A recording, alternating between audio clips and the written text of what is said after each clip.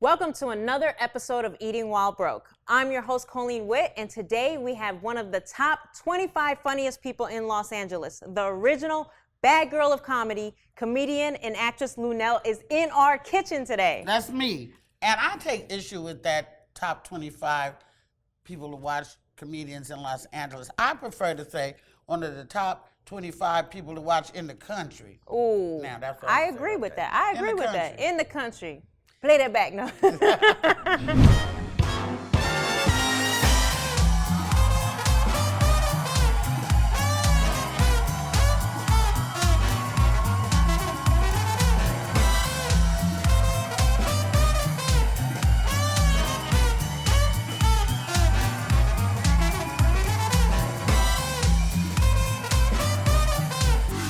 No, it's all good. What do you have us eating today? All right, so when I was young, sometimes on Friday nights, black people like to eat fish on Friday nights, but sometimes we didn't. And an old tradition in my house, and I think it's an American thing, is a good old regular sloppy Joe. For you newlyweds who lied and said you could cook and you can't, if you could just do this, that'll make them happy. Ingredients are very simple. We have some lean ground meat right here, or not so lean because you really need a little something to keep the meat from sticking to the pan, or a good non-stick pan, which is what I think we got right here. And then I have some sloppy Joe sauce, which if you're really on a budget, you can use enchilada sauce, whatever. But sloppy Joe sauce.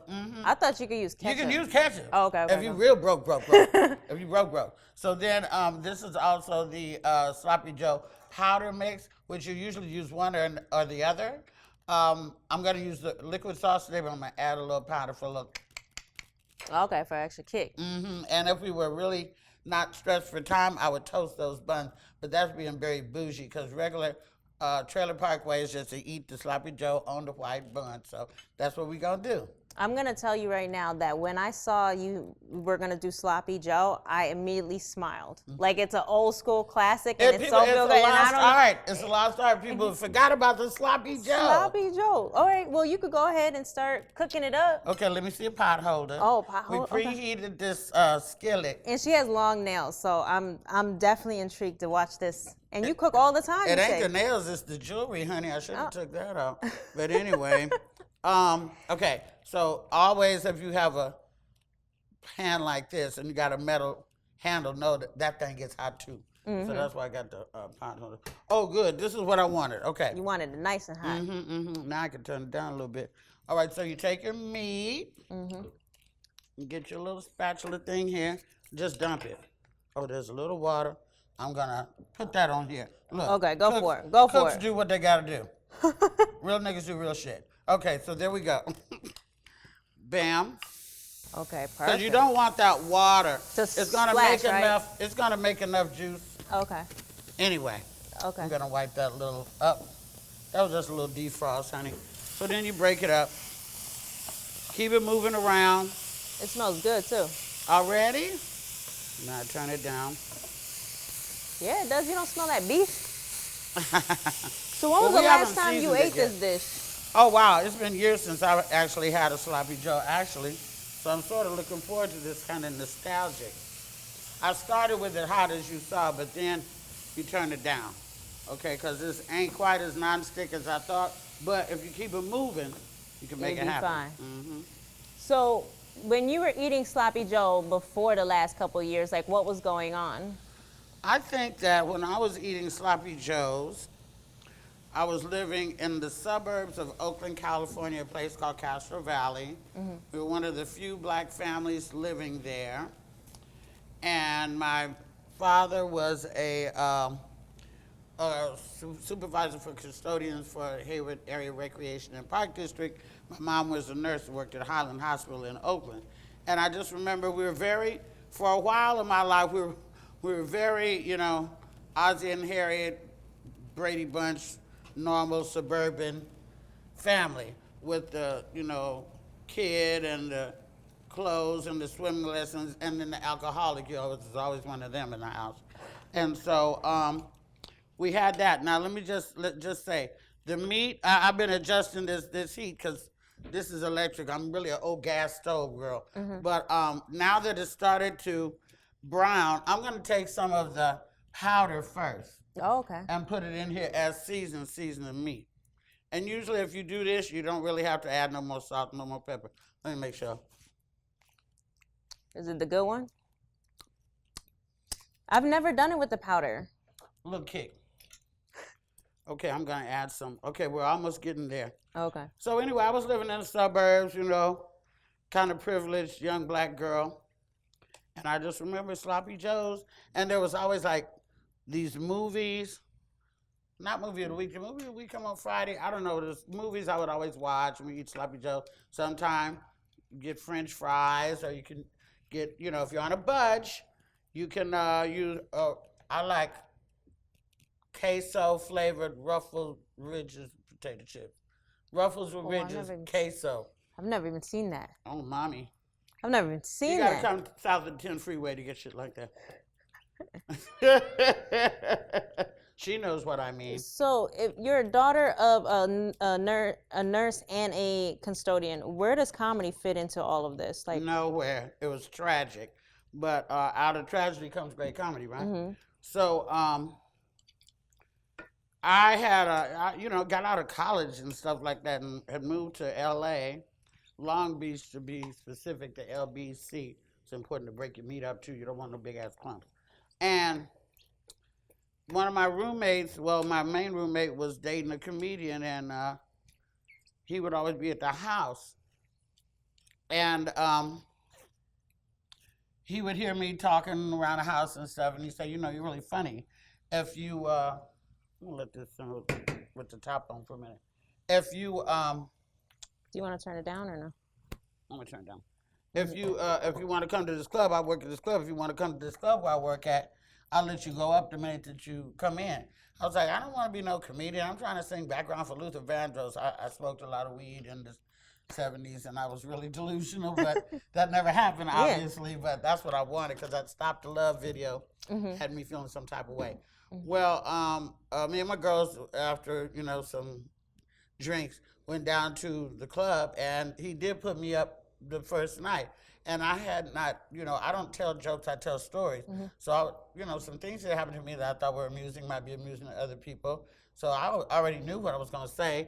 I went up there and I killed it the first time I was on stage. And when I got off stage, this man came up to me and he said, you know, you're really funny. You need to come to my club. You're a funny little bitch.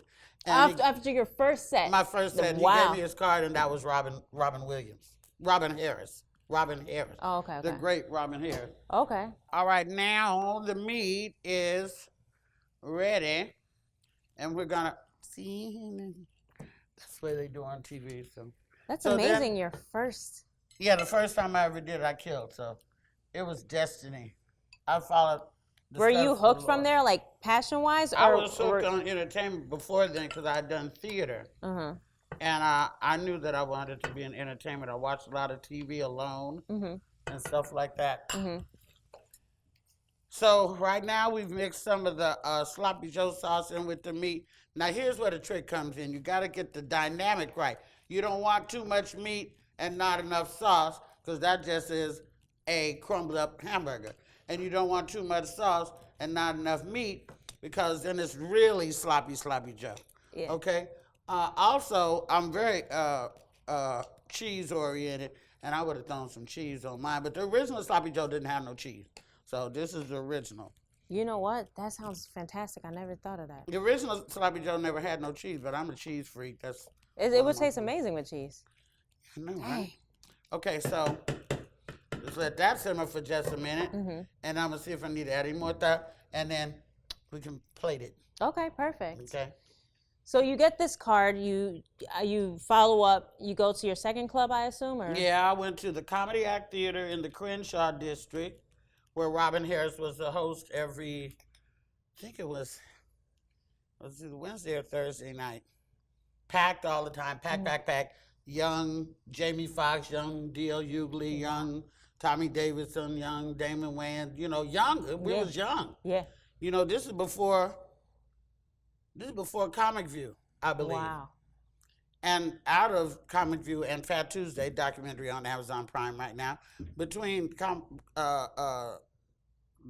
where Robin was at the Comedy Act and up at the Comedy Store, That's when people started paying attention to black comedians, and that's when we first got our national television exposures, basically on Comic View.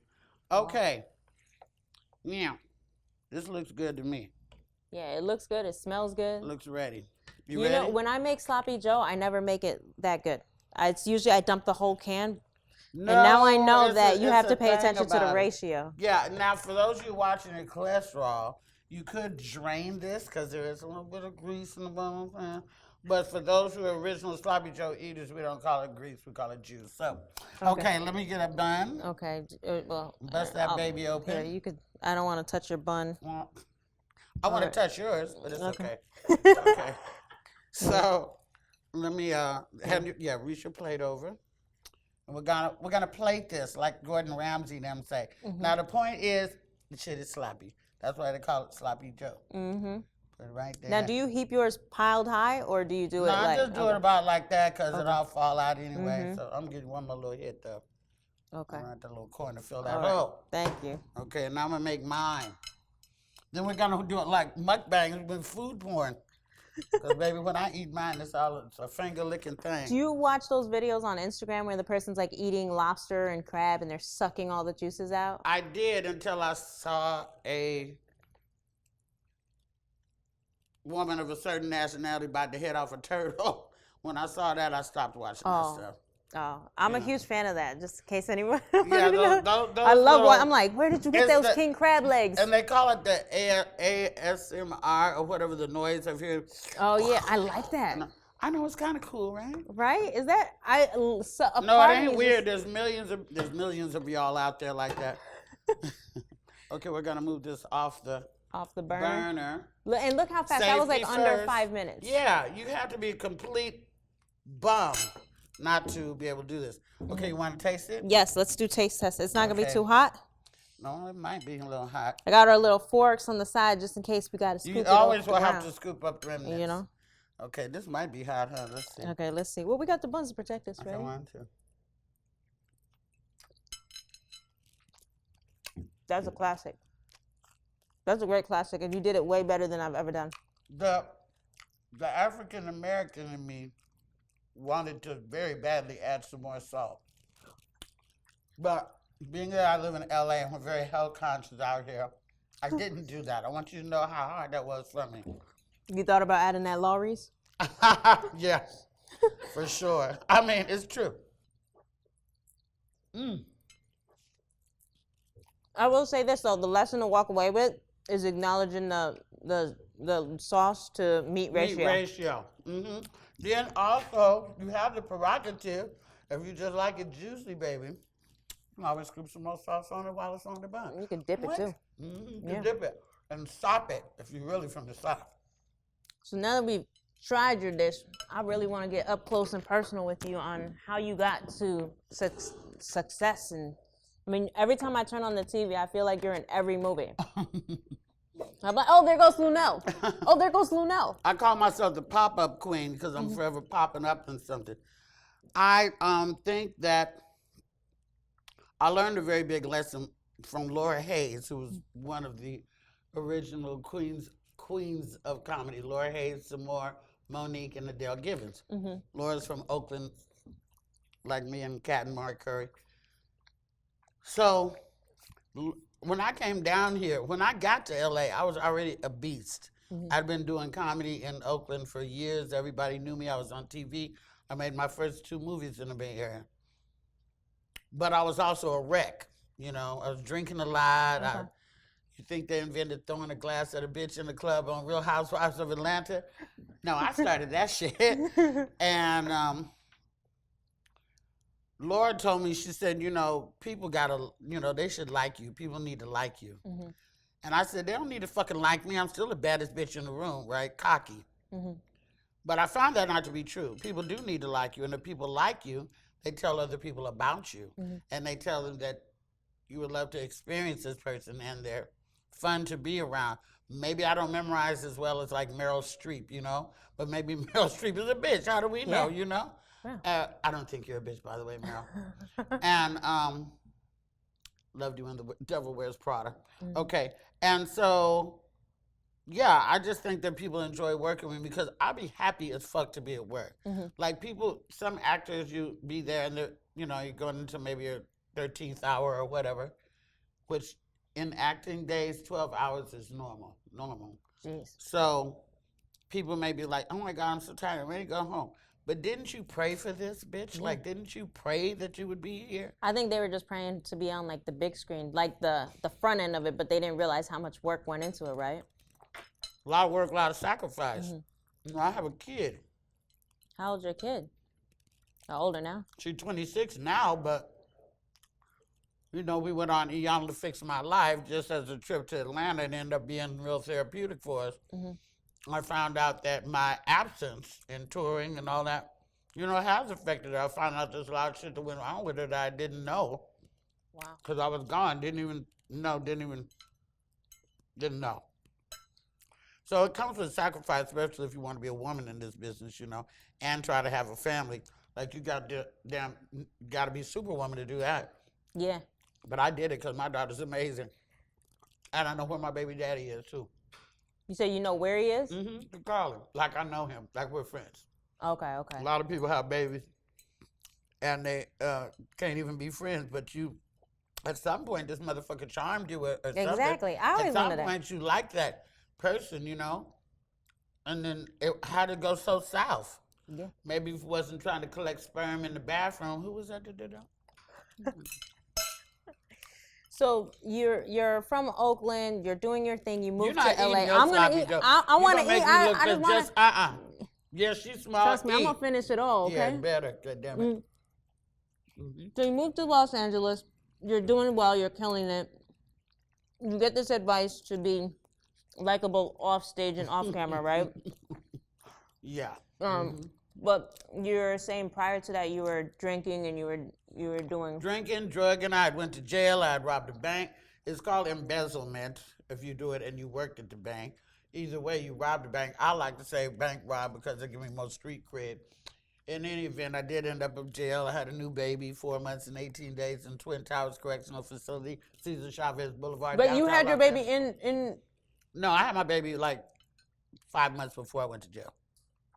But so I missed her what first was going on Thanksgiving where and you first- were led to bank robbery?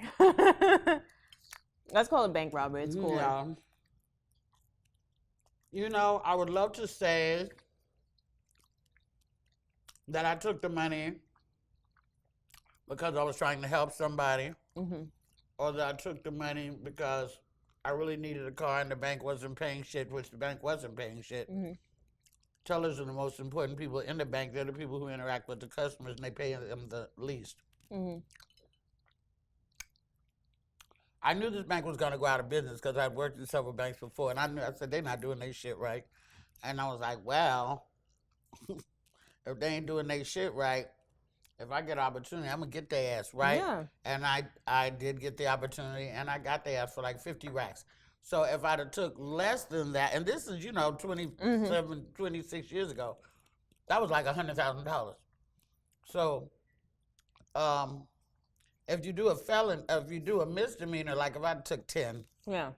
then I would have got away with it because they didn't catch me. Oh, you did get caught or no? No, I'm good there. Okay. So if you take a certain amount of money, under a certain amount of money, it's a misdemeanor, and it will go away after the statute of limitations, which is 10 years. You got away with it. But if you take a certain amount of money, that's a felony. And felonies never go away. You could commit a felony at 22 years old and get popped for it at 87 years old and go to jail. No.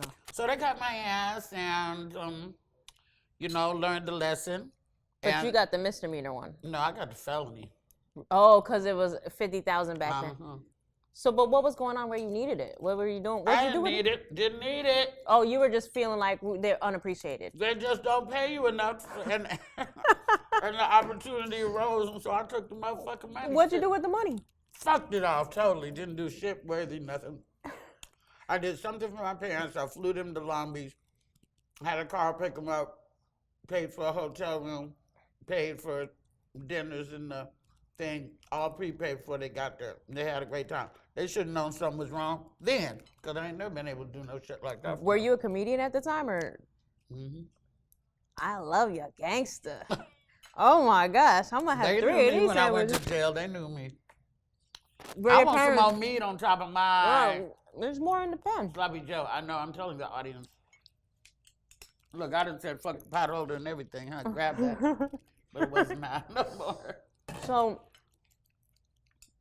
So you continue on after the whole bank robbery, and you're doing movies, or like, what is that trajectory from being broke to becoming a To still international? being broke, to being broke, to still being broke.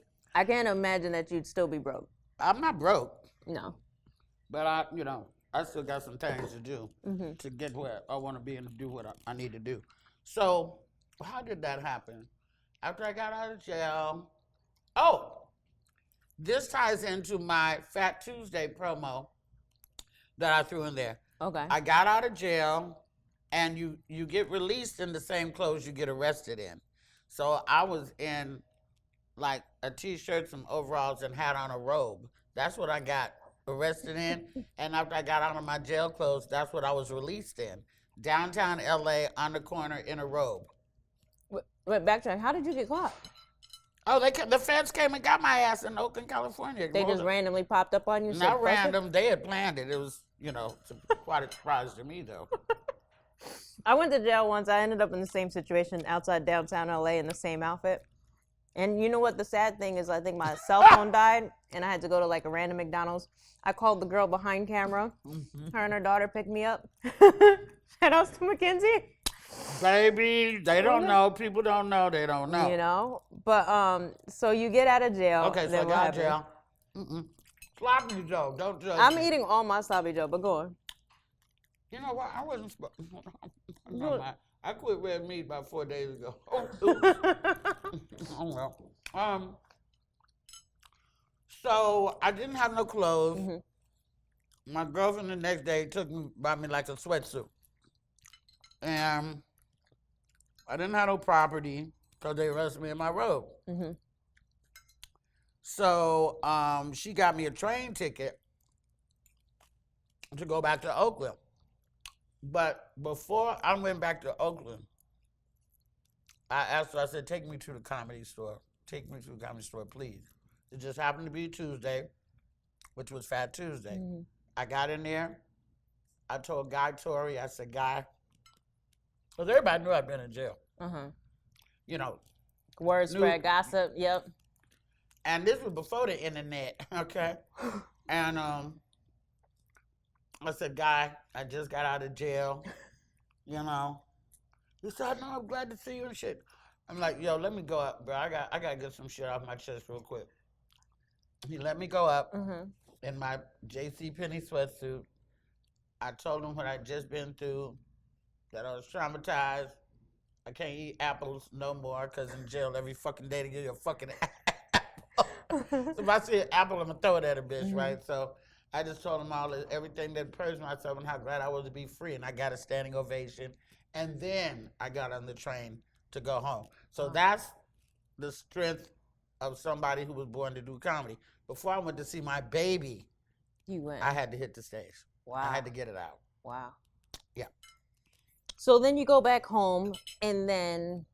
Do you or anybody in here work for the feds or any shit like that? Because, no.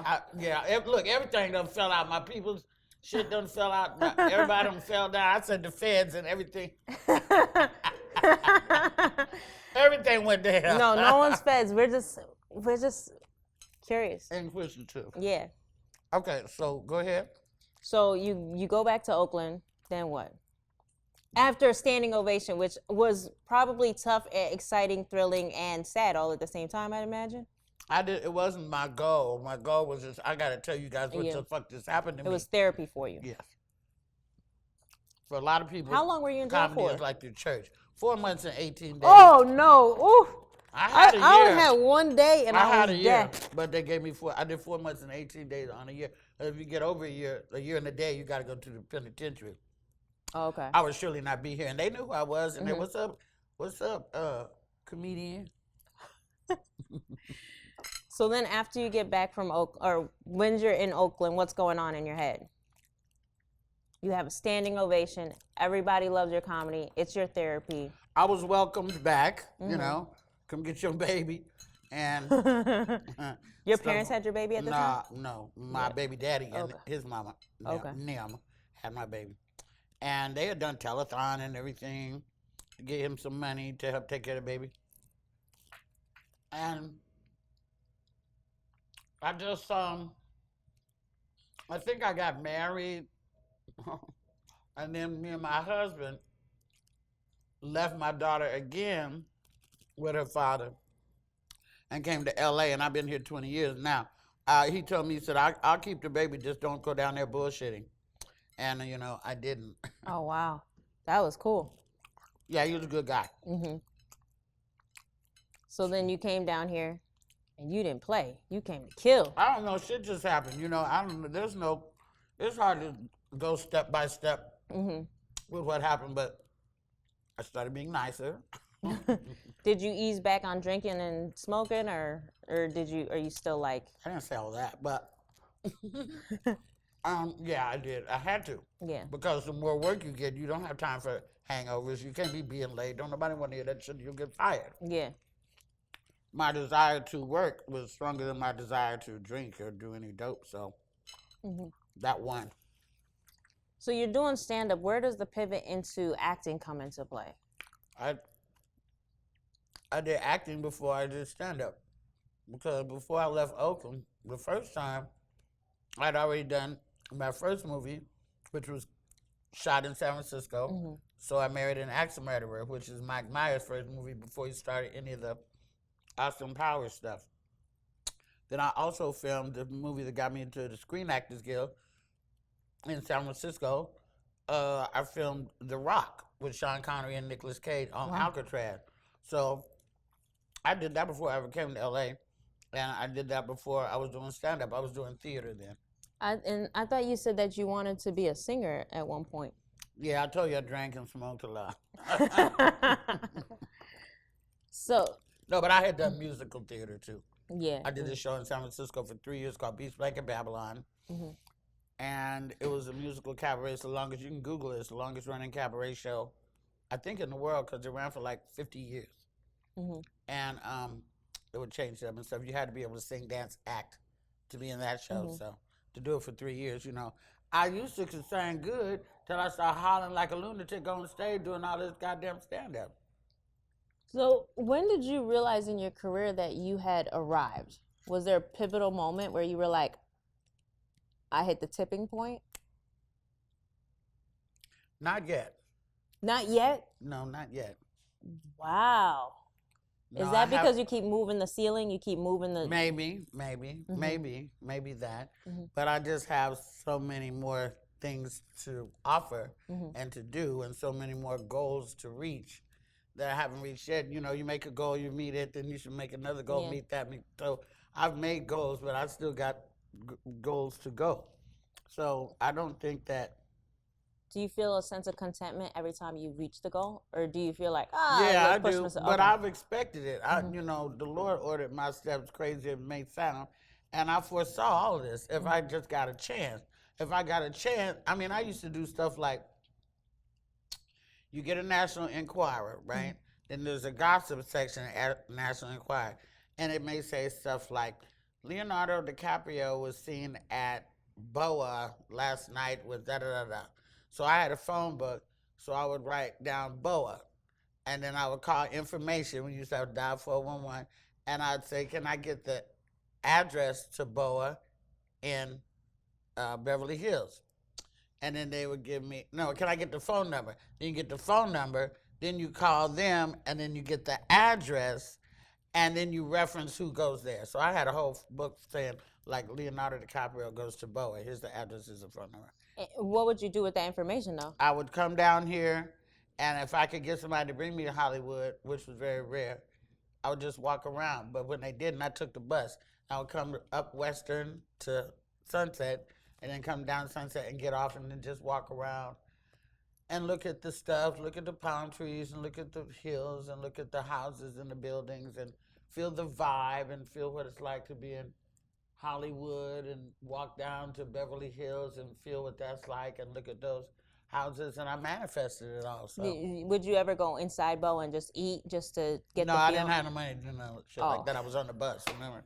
No, I ain't had no bull money. But I walked by it, like, you know, this place is on Sunset now that I eat, that I used to walk by and go, God, look at them. Wow. Now, was there ever a point in your career where you felt a little bit of doubt or like questioned? Several times. What was the time that you could like remember? Just when I probably had taped like, excuse me, like my third pilot, excuse me, that I thought was really good, and it got passed on and shit. I'm like, this is some bullshit. These motherfuckers not gonna let me in, you know? And I still have not gotten into where, you know, like I haven't had my own show. I've never been a regular on the series. I've never had a series. I've never been, you know, had a parking spot and all that stuff, except very few times, you know? And my goal is to be the next black woman in late night. I really think that I suit late night. You know, I don't want to do daytime. I want to do late night. Plus the snow blizzard of white men in late night right now is in gross need of revision. You know, they need to have some Latinos. They had George Lopez show was amazing. Why they take the fuck that off? Why? I don't know. Because it was great. You know, from the moment you hear Lowrider and he comes out and just breaks it down like an essay, and then all his guests, why they take that off? Why did they take Arsenio off? Then we just had the Netflix It's a Joke Comedy Festival here in LA, and Arsenio filmed live and interviewed Katt and interviewed Snoop and stuff. Why'd you take it off in the first place? So, you know, you got two white men named Jimmy. I mean, there's, you know, it's enough already. Like, let somebody in. So we'll see how that goes. But I'm going to, you know, keep trying to do that until it happens. So what are the dishes in your house now that you're arrived? Like, what is it, like if I went to your house yesterday or today, like what are you eating when you're not on the road with Katt Williams or whoever? I tend to eat kind of lavish when we're on the road.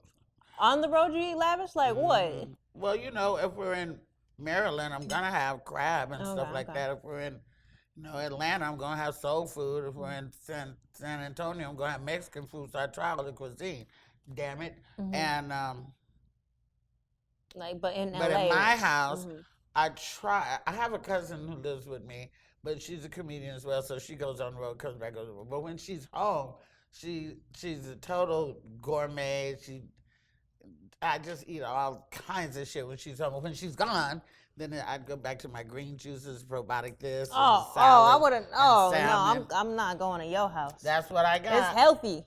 Well, except for the grits and the potatoes and onions. Oh, okay. And bacon. Okay. Jimmy Dean sausage. Okay. Well, you started with the green juices. I have a balance. No, because I might wake up in the morning and do a smoothie or get the acai bowl or whatever like that. Okay. Most of the time, I want some grits and potatoes and da-da-da. But I might do that just as a balance from when she's gone, because I know when she's there, I'm going to eat like a queen, you know, so I try to eat like a pauper, a little healthy pauper when she's not there. Well, before we close out, what advice would you give to a comedian, actor, or someone getting into a career like yourselves? Besides being kind, which I think is great advice. Well, I'm kind, but I'm not no punk, so they also know that too. So, you know, I have been known to, you know, pop off. So, I would say don't be a drunk. That's a big thing in comedy. People like to drink. And if you're old and established and you know how to handle your liquor, what to do, and how to do your thing, that's one thing. But if you're young and excited and sloppy drunk, people remember that really for a long time. And then also, don't fool yourself. If you can't sing, stop trying to be a singer, okay? If you're not fucking funny and you don't have it in you, don't try to be a comedian. Maybe you could write for a comedian, or maybe you could, you know, you might end up being a casting director. Everybody wants to hold themselves out in front of the camera, but the people that's important is the people behind the goddamn camera. We need more black directors and women directors, and the movie Block Party that I got coming out June 8th is Dawn Wilkinson was our director, a black female from Canada. Oh, I didn't know that. Yeah, it comes out June 8th. Speaking of June 8th, where else can we find you at? Like, what else are you doing that we can Okay, well, like I said, Block Party comes out June 8th. I don't know when this is going to hit, but June 8th in 500 theaters and on BET Plus. It's called Block Party. The star is Margaret Avery, who was Suge Avery in the original Color Purple. Oh, okay. So I kissed her feet constantly. And she's amazing. She's funny and she's sexy and she's great. And then there's a bunch of new names that are really killing it that you will get to know, and myself, and I wear 5 different wigs in the movie. I saw the trailer. It's amazing. I want to see it the second it drops. Yeah. Yeah. Thank you. It's going to be very great. So I got that, and then just finished touring with Katt for the last 9 months, and I'm out on the road now doing my Fresh Out of Favors comedy tour. Myself, comedian Shay Sugar, my cousin, and the one who's the cook, the assassin, the kitchen assassin. And then at Real Aaron Thompson, the 3 of us, on the road, doing our thing back in the clubs, because when I was with Katt, it was arena, 5, 10, 7, 12, 13,000 people. But this is like, more like 300, 400 people max. And so I'm doing that. And, like I said, getting ready to shoot this pilot, and hopefully this one's going to get it. Get a chance to, yeah. This one's going to get it. And you can. I just hit a million on Instagram. I guess that's a big thing. That's a huge deal. Well, there no butterflies fly out my ass when I hit a million. But I know there's opportunities, whatever. We'll see. But so that's at Luenell on Instagram at Luenell. HeyLunell.com is my website if you want to get merchandise and stuff. My YouTube show is just Hey Lunell, 62 episodes up. Binge watch. It starts way back before Ahmaud Arbery or any of that, and it just goes deep, and then it comes back out light, and it's really, I'm proud of that show. And, just tooling around doing shit, animated voiceover, and blah, blah, blah. You stay busy. I do. I'm blessed in that capacity. Well, You wanted me. Let me tell you something. I'm here with you. I don't know what. What did she say? Oh, yeah. What did she say? Sorry, I'm tripping. My publicist is over there going, yeah, I didn't know what she was doing. That means Hacks, because I'm also on that show on HBO Max called Hacks, that Gene Smart is the lead, and it's amazing. It's easily got the biggest billboard on Sunset Boulevard. Okay. 9,000 Sunset Boulevard, to be specific. And it got nominated for 15 Emmys first season. That don't happen, 9 of them. And now we're in the second season, and I did 1 episode the first season, but I'm in 4 episodes this season, and my scene partner is Angela Gibb, who's the great Marla Gibb's daughter. I worked with her on things like A Man 1 and 2 and Black Jesus and all this stuff. They didn't even know we knew each other when they cast us to be best friends, and we already are. So that chemistry has been very good. You guys didn't know when you were reading for the role? No, we didn't know that we each had auditioned for the role. That's pretty awesome. Yeah. That's fate. It was. Well, thank you so much for coming to Eating While Broke. Look at our plates. Okay, this is how you Mine know we gone, eat. but I'll tell you what I ate all of it. Thank you so much for coming and blessing us with your time. I have been super ecstatic for the last 2-3 weeks that I got you here. I was willing to move the sun and the earth to get you here. Did. Okay, I did. And you did. Y'all don't know, but she did. Well, thank you for having me. I'm always excited to do anything to do with food. And you're amazing and cute as a button. And I hope good things and everything happen for you. We got that mutual friend. Yes. That man. Did he say he's going to get a vasectomy? Didn't he say Yes, I did see that. Praise God. Thank God. It's enough already. All right. Well, check us out anywhere you get your podcasts at Eating While Broke. Yeah.